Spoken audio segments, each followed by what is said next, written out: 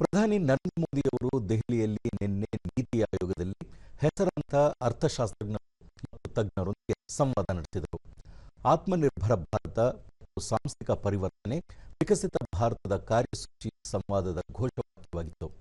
ಈ ಸಂದರ್ಭದಲ್ಲಿ ಕೇಂದ್ರ ಸಚಿವೆ ನಿರ್ಮಲಾ ಸೀತಾರಾಮನ್, ನೀತಿ ಆಯೋಗದ ಉಪಾಧ್ಯಕ್ಷ ಆಯೋಗ್ ಸುಮನ್ ಬೆರಿ, ಶಂಕರಾಚಾರ್ಯ, ಅಶೋಕ್ ಕೆ ಭಟ್ಟಾಚಾರ್ಯ, ಎನ್ಆರ್ ಭಾನುಮೂರ್ತಿ, ಅಮಿತ್ ಬಾತ್ರಾ ಸೇರಿದಂತೆ ಹಲವು ಹೆಸರಾಂತ ಅರ್ಥಶಾಸ್ತ್ರಜ್ಞರು ಮತ್ತು ತಜ್ಞರು ಸಂವಾದದಲ್ಲಿ ಪಾಲ್ಗೊಂಡಿದ್ದರು.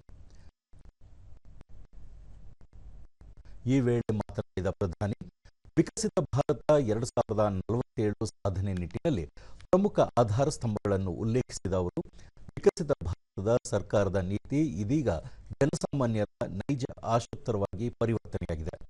ಜಾಗತಿಕ ಸಾಮರ್ಥ್ಯ ಮತ್ತು ಜಾಗತಿಕ ಸ್ಥಾನಮಾನ ವೃದ್ಧಿ ನಿಟ್ಟಿನಲ್ಲಿ ಸಮರೋಪಾದಿಯಲ್ಲಿ ಸುಧಾರಣಾ ಕ್ರಮಗಳನ್ನು ಜಾರಿಗೊಳಿಸಬೇಕು ಎಂದು ಪ್ರತಿಪಾದಿಸಿದರು. ದೀರ್ಘಾವಧಿಯ ಪ್ರಗತಿಯನ್ನು ಕಾಯ್ದುಕೊಳ್ಳಲು ಎಲ್ಲ ವಲಯಗಳಲ್ಲಿ ಸುಧಾರಣೆಗಳನ್ನು ಜಾರಿಗೊಳಿಸಬೇಕು. ದೇಶದ ಪ್ರತಿಯೊಂದು ನೀತಿ ನಿರೂಪಣೆ ಮತ್ತು ಬಜೆಟ್ 2047ರ ವಿಷನ್ಗೆ ಪೂರಕವಾಗಿರಬೇಕು. ಜಾಗತಿಕ ದುಡಿಯುವ ಪಡೆ ಮತ್ತು ಅಂತಾರಾಷ್ಟ್ರೀಯ ಮಾರುಕಟ್ಟೆಗೆ ಭಾರತ ಪ್ರಮುಖ ತಾಣವಾಗಿ ಮುಂದುವರಿಯಬೇಕು ಎಂದು ಹೇಳಿದರು.